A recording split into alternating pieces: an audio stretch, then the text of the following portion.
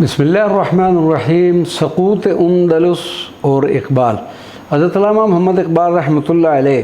اسلام کی اس عظیم فردوس گم گشتہ یعنی اندلس کی سرزمین سے ان کو والہانہ لگاؤ تھا، اور ان کے نزدیک سرزمین اندلس کا جو مقام اور اہمیت تھی اس کا اندازہ اس بات سے بخوبی لگایا جا سکتا ہے کہ یہ وہ واحد خطہ زمین ہے کہ جس کی زیارت کے لیے وہ خاص نیت سے سفر پر نکلے تھے۔ آپ اعلیٰ تعلیم کے بعد وطن واپس آتے ہوئے جب صقلیہ یعنی سسلی سے گزر ہوا تو اسلام کی اس عظیم سرزمین کے کھو جانے پر اشکبار ہو گئے،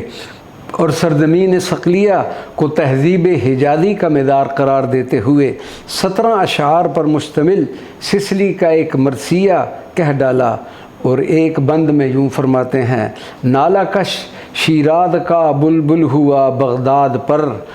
داغ رویا خون کے آنسو جہاں آباد پر، آسمان دولت غرناطہ